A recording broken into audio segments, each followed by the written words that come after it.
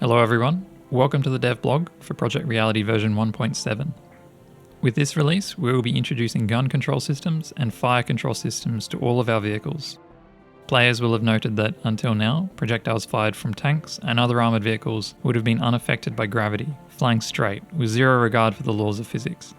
Our reasoning for having vehicles work this way is that, in real life, modern vehicles have computers and sights that make the gunner's task of hitting distant targets first try with regularity alarmingly easy. Essentially, we wanted to portray the lethality of modern fighting vehicles without doing the math homework that makes it possible. So with this update, that is what we've done. Tank projectiles are now affected by gravity, and for the last year and a half, we've been creating vehicle gun sights that compensate for that inconvenience.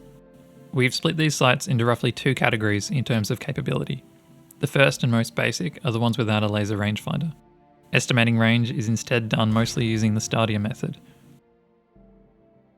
though some others will have devices such as a coaxial machine gun that ballistically matches the rounds of the main gun. And then finally, some vehicles don't have anything at all. Have a guess, fire, then adjust.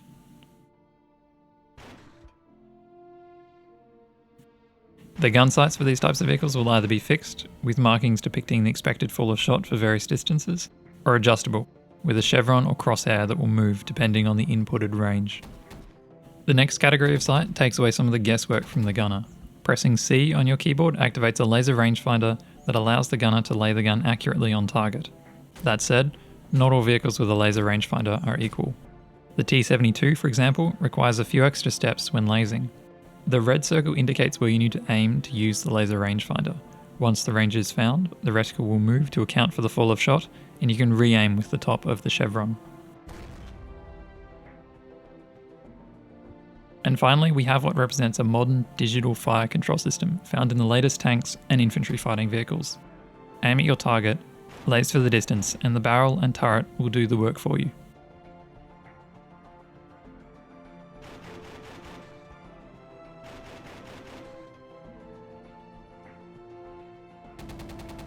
Not only will distance and fall of shot be accounted for, but so will the difference in height between you and your target. If the vehicle is canted over at an angle, the turret will rotate to account for it, as will it again for any parallax error caused by the sight being offset from the gun barrel. At this stage, perhaps a few are asking how coaxial machine guns are going to tie in with these FCS changes. They obviously need a different point of aim compared to the main gun, and it would be frustrating if one had to wait when switching between weapons.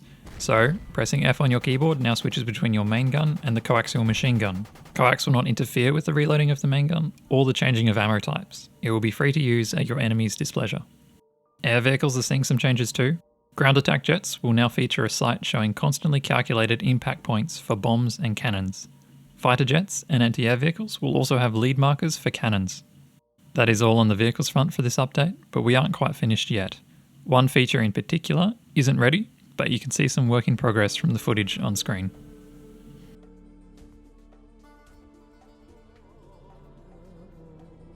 Our World War II theatre is also getting some love with the new 4K map, Fields of Castle. Players will have the opportunity to see this map from the sky with the addition of 3 new aircraft in the P-51 Mustang, Bf-109 G6 and Ju-87B Stuka. Our final new vehicle for this update is the ZBL-08 infantry fighting vehicle. This 8x8 is a welcome addition to the Chinese faction lineup and really helps bring it up to modern standards. And that's it for this update. Thank you for watching and for your continued support.